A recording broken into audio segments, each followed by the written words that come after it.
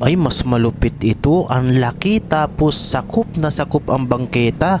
Kita nyo yung mga naglalakad, nasa kalsada na. Ayan no, masasagi pa ng sasakyan. At hindi lang isa, dalawang barangay magkatapat. Nasa mismong school pa sila. Pansinin nyo yung mga naglalakad. Ayan, nasa kalsada na sila. Dahil kabi-kabilaan po ang mga nagpa-parking at mga obstruction sa kalsadang ito. Isang mapagpala at magandang araw po sa inyong lahat, mga kababayan ko at mga taga-Batang Maynila. Ngayon nga po ay babaybayin natin itong kahabaan ng Masangkay Street at meron tayo ulit na mga concerned citizen na nagsasabi na meron din daw dito na mga barangay hall na sa mismong bangketa nakalagay. At mukhang delikado para sa mga naglalakad, sa mga estudyante dahil may mga school po na malapit dito. Katulad na lang ng nasa kanan natin, school po yan. At hindi lang ho yun, napansin natin dito pa lang sa bahagi na to, napakarami na hong mga obstruction. Ito makikita po ninyo dito sa kanan natin ay mga nakaparking na motor, sa kabila naman ay mga tricycle.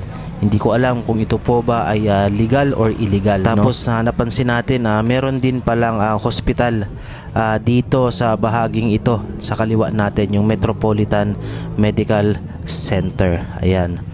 Medyo masikip po sa lugar na to, no, at matao. Bali first time din lang natin na makadaan sa bahaging ito. At syempre ito paalala na rin po sa lahat, sa mga tao, sa mga naglalakad. Hindi naman po lahat ng motorista kamote. Minsan nga mas kamote pa yung mga naglalakad, no? Kaya ang nasisisi din madalas talaga motorista.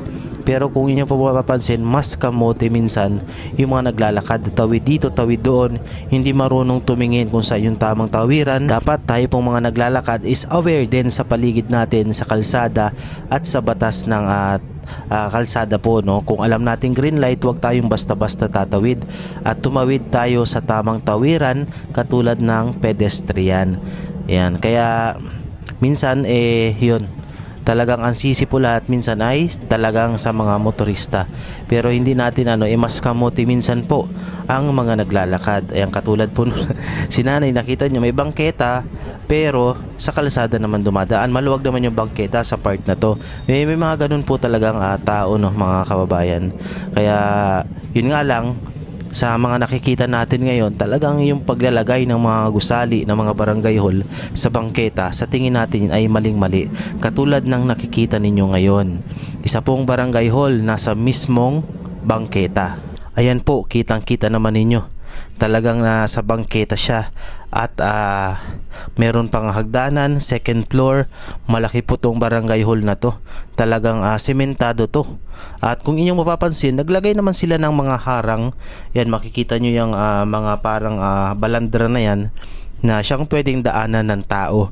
Yun nga lang, syempre delikado rin ito para naman sa mga sasakyan, kasi yung iba hindi siya visible, baka malito, hindi makita, so maaring maaksidente. At kita nyo yung poste na rin nasa tapat na rin mismo ng barangay. So wala tayong idea kung kailan ito itinayo, ang barangay hall na to dyan sa kanan natin. At pansinin nyo, no, talagang mahirap talagang dumaan, lalo na kapag ganitong maraming mga sasakyan, lalo na itong kalye na to na Masangkay ay medyo busy rin po, na katulad ng ibang mga kalye sa Maynila. At hindi lang ho yan, no, meron pa tayong nakita. Isa pa hong barangay, halos katapat lang po nito, katabi mismo ng school sa kabilang kalsada. Pupuntahan po natin, titingnan natin. At eto pa, no, mga kababayan ko, mga taga-Batang Maynila, pabalik na tayo, galing tayo dun sa kabila. At eto, paglagpas ng puting sasakyan na to, ayan mga kababayan, paglagpas ng sasakyan na ito, mapapansin po ninyo, isa ulit barangay hall sa mismong bangketa. At yung kalsada na tapat nito ay meron pong mga nakalagay na halaman. So saan pa dadaan ng tao niyan? Tapos may mga nagpa-park pa rin ng mga motor dito. So talagang masikip. Yan ang mga nagpapasikip po talaga dito sa mga kalye ng Maynila. Ewan ko ba kung bakit yung iba ay sa bangketa nagtatayo ng mga ganitong establishmento. May kulungan pa nga ata dito, nakikita tayo. Parang lagayan siya ng mga basura. Tapos yung nasa kanan po natin ay school naman. Parang Chinese school siguro ito. Ano po?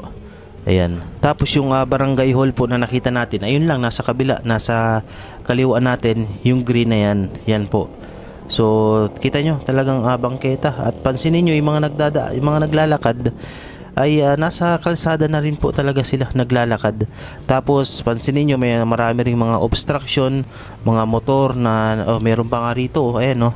May mga kainan pa na nakabalandra mismo sa bangketa. At yung iba ay lagpas na sa kalsada.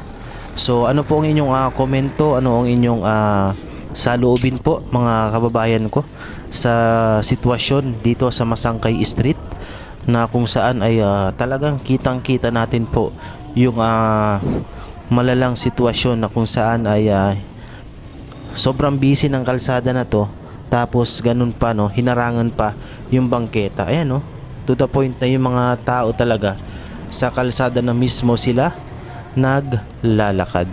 Ayun, kita nyo, ganun talaga po dito sa Maynila, no? Wala tayong magagawa.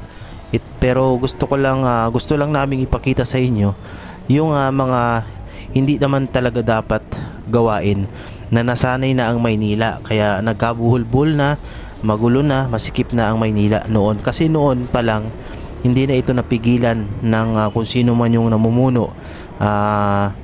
Pinayagan to the point na pinamarisan na ng iba, ginaya na ng iba, no? Kaya ganun yung nangyari.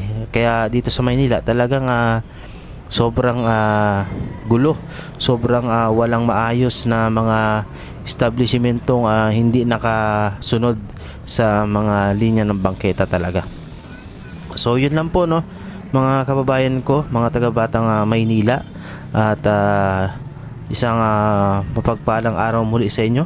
Maraming salamat po sa pagsama sa atin dito sa isa na namang video natin na makikita ninyo na mga lumalabag at nagtatayo ng mga illegal na istruktura sa bangketa at kalsada. Yun lamang po, no. Maraming salamat mga kababayan ko. Mag-ingat po tayong lahat at God bless po mga taga-Batang Maynila, mga kababayan ko. Manila, God first. Thank you so much po and God bless sa ating lahat.